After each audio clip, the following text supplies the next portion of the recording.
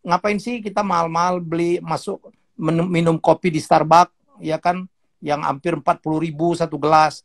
Kalau di kampung uang 44.000 kan sekampung Pak itu udah minum kopi toh. Ya. Iya, iya. Tapi kan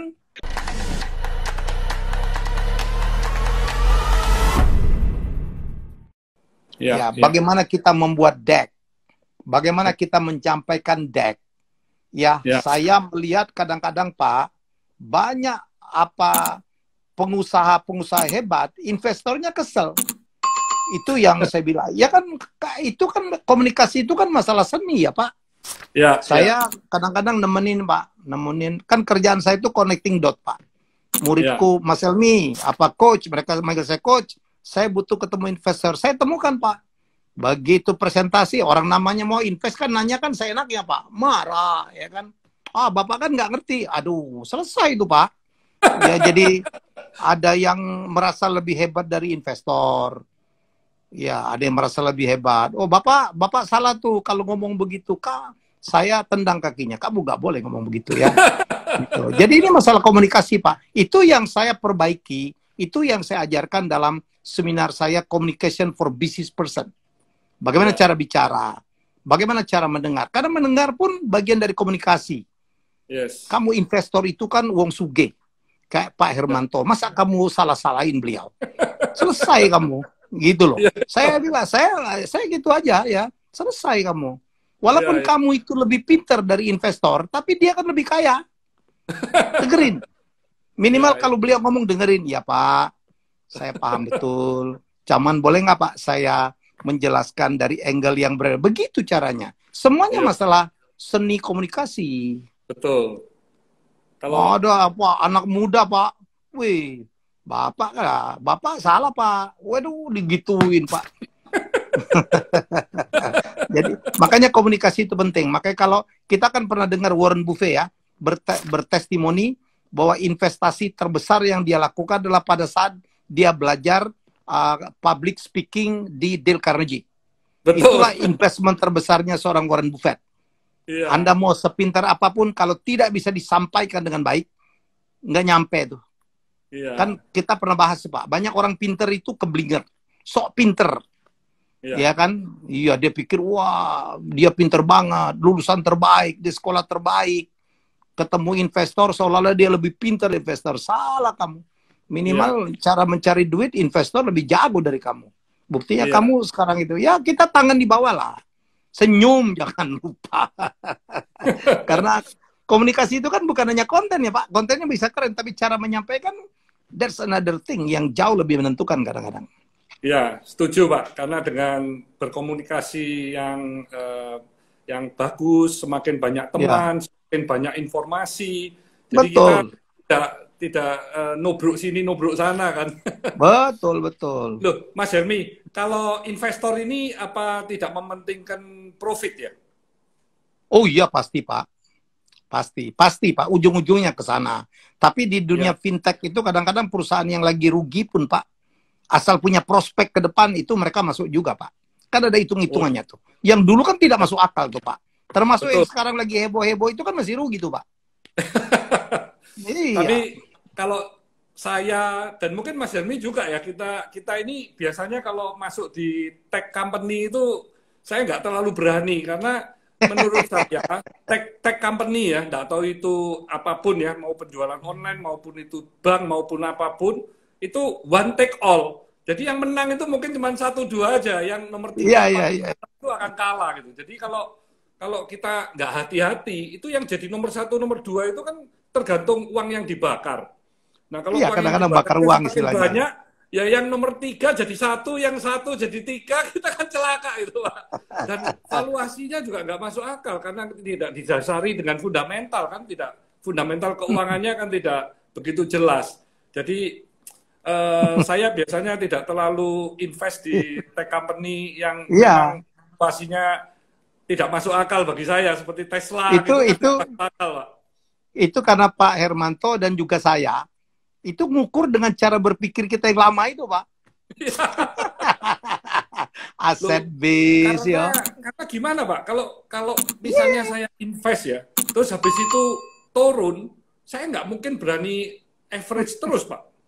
Tapi kalau perusahaan bagus, kita tahu fundamentalnya bagus, harganya turun. Oh, saya tambah kesempatan beli, kan ini dapat diskon. Turun lagi, beli lagi. Beli lagi. Berani gitu. Tapi kalau ini kan nggak berani kita, Pak. Yuk coba turun, mungkin berani. Turun lagi. Wah, bisa takut, Pak. Bisa takut. Jadi saya kan bukan gambling. Kan kita bukan gambling. Kan kita mau invest itu kan juga inginnya supaya uang dana investasi kita ini bisa lebih bagus lah pertumbuhannya kan. Saya tuh pernah ngomong sama Sandi Uno nih, Pak. Kita duduk sebelahan gitu. Kan dengar Gojek sama Topet. Begitu merger gitu, valuasinya lompat dari 8 tambah 10 lah ya, 18 billion dollar, begitu gabung jadi 40 billion dollar. Sandinya ngomong, gila ya bro, kita bisnis sudah belasan tahun, kan apa-apanya valuasinya dibanding Topet itu baru berapa tahun Pak? Baru 11 tahun kali ya. Gojek baru mungkin juga balik 9-10 tahun. Anak-anak kecil Pak, anak-anak muda gitu, kepala 3 gitu kan. Itu udah langsung nomor 3 di Indonesia ya, walaupun yang gagal juga banyak ya Pak. Tapi begitulah memang nature-nya bisnis kan berbeda. Seperti kalau kita mencermatin, mungkin Pak Hermanto tahu ya, kalau mungkin 10-15 tahun yang lalu, kalau kita lihat top 10 perusahaan terkaya di dunia kan banking ya, apalagi Pak oil company ya kan, terus perusahaan minuman mungkin yang tidak perlu kita sebut ya Pak, apalagi ya perusahaan-perusahaan gitulah Pak yang udah paham kita. Bapak lihat sekarang semuanya perusahaan-perusahaan yang gitu tadi tuh Pak, yang berbasis tech company semua kan top 10. Di mana Pak Citibank? Di mana dulu perusahaan-perusahaan yang Shell ya kan, mobil oil dulu kan gila-gila kan Pak, perusahaan otomotif. Nggak ada lagi loh Pak. Sekarang tuh yang di atas itu Amazon ya kan, apa Google tapi company. Tetap, kalau sebagai investor sesuatu yang resiko bagi kita tinggi ya pasti kalau invest pun mungkin jangan besar-besar, mungkin cuma 5% atau 10% atau berapa. Karena kalau misalnya valuasi perusahaan baru IPO 40 billion US dollar, sebagai investor kan kita juga pikir Pak, kapan dia bisa jadi 80 ya? Naik 2 kali lipat itu kapan gitu ya? Karena perusahaan 80 billion US dollar itu gede banget loh. Tapi kalau yang perusahaan valuasi 3 billion, 2 billion, itu mau naik 2-3 kali, 4 kali lipat itu kan masih gampang itu. Iya, karena sekarang lagi Pak. Logika saja Pak, saya nggak menyebut nama ya, saya nggak nyebut nama perusahaan ya. Iya, karena saya dan Pak Hermanto berpikir dengan model bisnis lama dulu, cara kita berpikir. Susah berubah Pak, ya kan? Masih aset base, tapi kan proven ya, proven Pak Hermanto sukses gitu kan, iya. Loh, tapi gamenya sekarang berbeda. Perusahaan yang masih ratusan miliar itu kan bagi saya itu mau naik 2 kali, mau naik berapa kan masih lebih kesempatannya lebih besar. Jadi model bisnisnya memang berbeda Pak, anak-anak sekarang Pak. Ya Bapak kan, saya ketemu anak 17 tahun, 19 tahun. Punya bisnis omzet miliaran gitu. Gendeng Pak. Mikir saya, iya. Gendeng banget gitu. Waduh. Anak-anak umur belasan tahun Pak, 19 tahun udah punya ide bisnis. Udah punya bisnis 2 miliar, 3 miliar sebulan tuh biasa Pak. Itu kan nggak terjadi di era-era mungkin waktu kita kecil ya Pak. Ya karena cara berpikirnya udah beda sekali. Mereka udah paham dengan kripto lah, apalah, aduh, open ledger lah. Iya Pak. Jadi menurut saya berani, Pak. Mereka lebih berani. Ya, dan gamenya udah berbeda Pak. Instan. Padahal menurut saya nggak ada bisnis yang instan itu. Semua butuh proses kan. Betul. Karena banyak juga yang gagal Pak. Jadi enggak semuanya mereka itu juga berhasil. Tapi begitu berhasil Pak, meledaknya gila Pak. Oh ya, tapi itu berapa banyak Pak perusahaannya berhasil seperti itu. Betul ya. Jadi Mas Helmi, itu tadi Mas Helmi ada cerita kalau lagi buat juga Ventura ya, Salmon Ventura ya Pak? Ya, Salmon Venture. Itu kita baru bikin. Sudah mulai dapat ini Pak, sudah mulai invest juga? Belum Pak, jadi kita justru sekarang lagi mempersiapkan ya, sedang persiapan dan kita melakukan babysitting beberapa perusahaan yang mau IPO.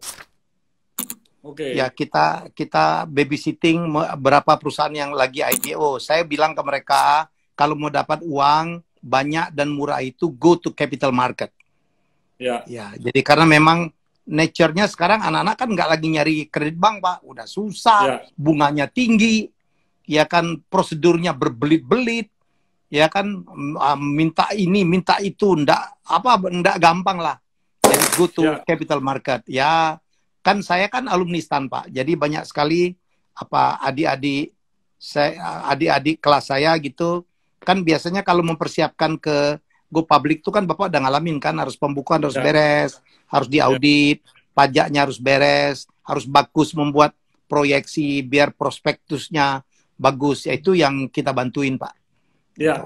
Tapi kalau perusahaan go public itu saya selalu ngomong itu adalah start, jadi bukan finish. Karena Ya. begitu menjadi perusahaan TBK, para investor itu baru melihat. Nah, melihatnya itu mereka berani untuk invest itu nunggu paling enggak 5 tahun, 3 sampai 5 tahun. Jadi kalau memang TBK untuk mencari dana itu agak susah bagi perusahaan yang masih kecil. Kecuali Betul. perusahaannya sudah gede sekali ya, sudah billion US dollar gitu yang dicari, ya itu mungkin bisa. Tapi kalau yang kecil-kecil karena nggak liquid.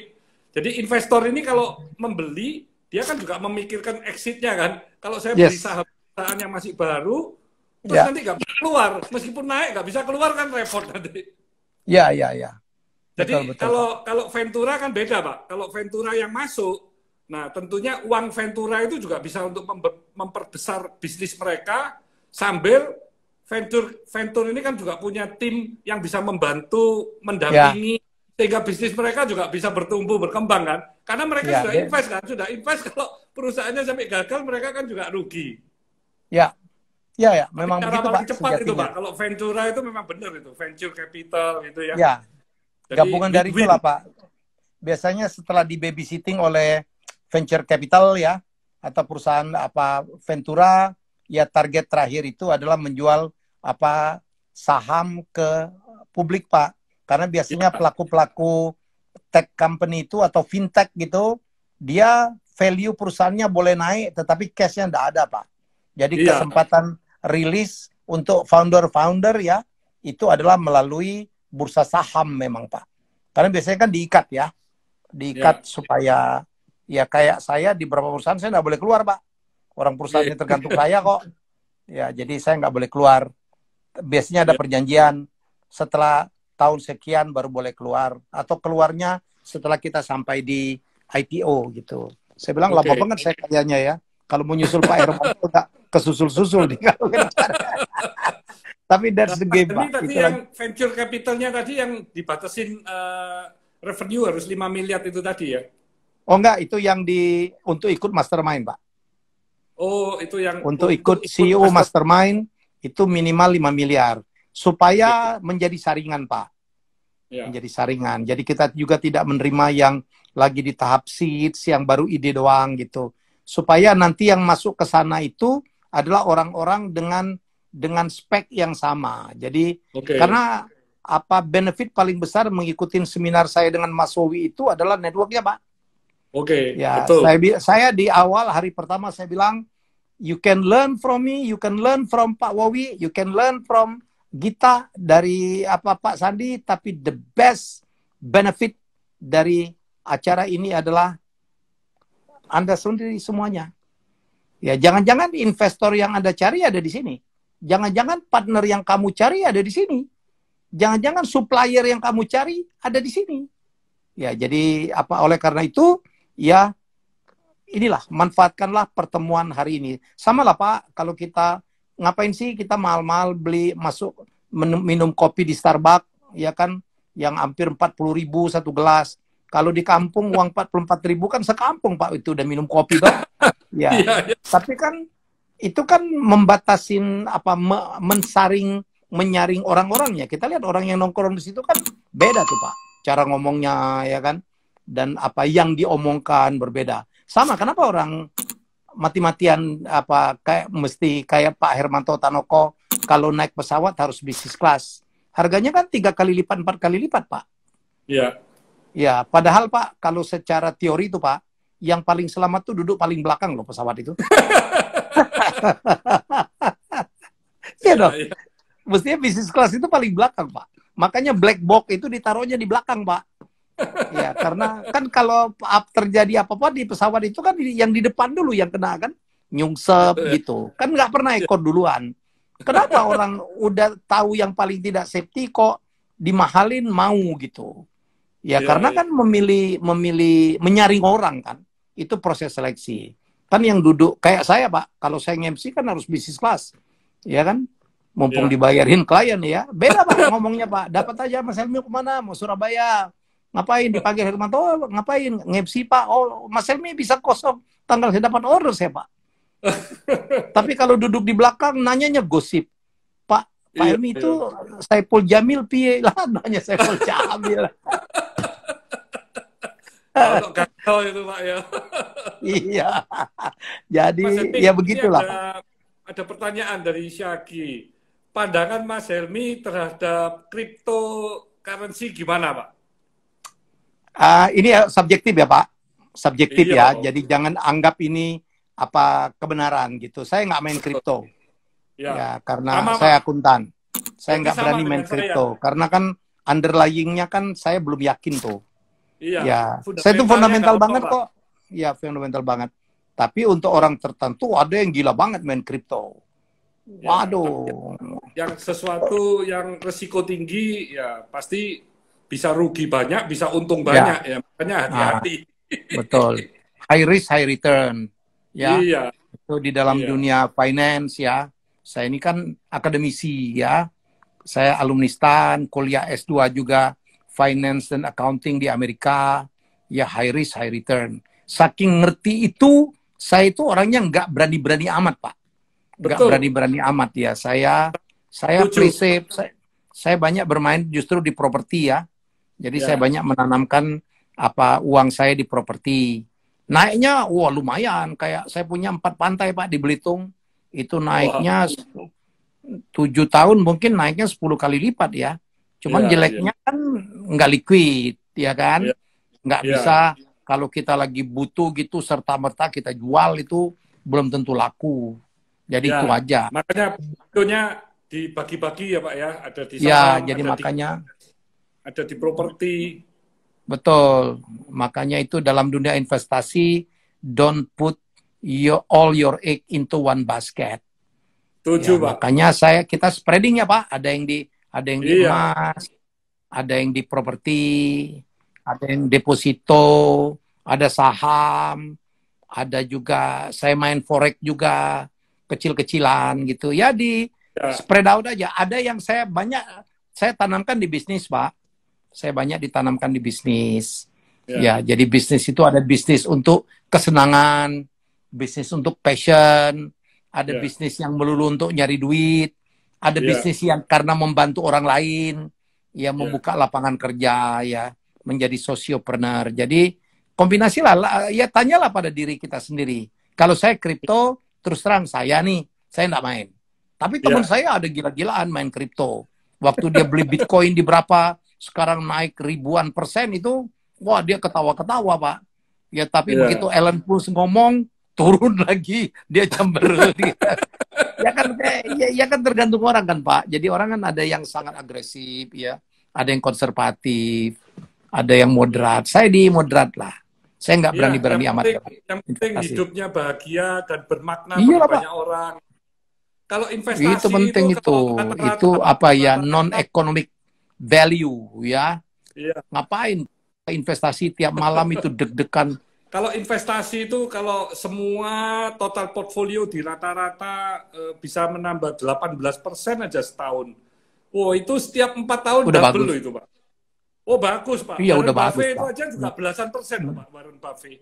Tapi dia konsisten selama hampir 40-50 tahun, Pak. Konsisten. Nah, itu kan luar biasa itu, Pak. Kalau dikali setiap 4 tahun double, 4 tahun double, wah luar biasa. Iya. Tapi kalau anak sekarang udah waktunya, kenapa? Ya, kalau anak sekarang nggak happy tuh, Pak, kalau cuma naik 18%. Dan terakhir ya, Pak, kalau aku sih nggak mau, Pak, jadi Warren Buffett. Yang penting kan konsisten. Iya. Idola saya bukan Warren Buffett, Pak. Orang itu medit pada dirinya sendiri. Udah sugih, mobil nggak diganti, rumah nggak diganti. Ya toh, enggak lah. Semuanya dihitung Orang ya kita Pak ya. harus apa? Tapi Iya, nanti menurut nanti saya. kalau dia meninggal, wealth-nya itu hampir 90% lebih diberikan kepada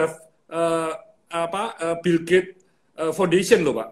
Foundation ya, Melinda ya, Foundation ya. Iya, Bill Gates Ya, and jadi Melinda Foundation. iya, Jadi udah ya cerai, nggak tahu tuh kemana lagi tuh Foundation. biasa juga. Iya. Mas Kalau Helmi ini kalau nggak terasa sudah hampir 1 jam ini Mas Helmi. iya Pak. Ini mungkin Mas Helmi ada pesan ini untuk IC Heroes di Idea Cloud yang ingin sukses ini bagaimana gitu ya. Karena ini Idea Cloud nanti kami adakan kan tanggal 18-19 September Mas Helmi. Jadi kami ngadakan acara Idea Cloud Iya, saya sekali seminar ya. betul. Jadi yang mau daftar Ya, segala bisa klik di bio Instagramnya Idea Cloud. Mungkin Mas Helmi bisa ini kasih ya. pesan-pesan Mas Helmi. Ya, jadi apa kepada teman-teman semua, jadi satu, jangan pernah berhenti belajar, ya. Jangan pernah berhenti belajar.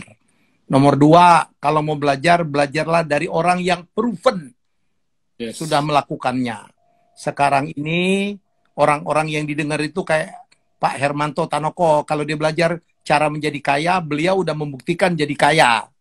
Ya, kita udah nggak zaman mendengarkan orang yang cuma teori, tidak ya dia aja belum membuktikan gitu. Jadi menurut saya itu yang paling penting tuh. Jadi belajar bisa dari mana-mana.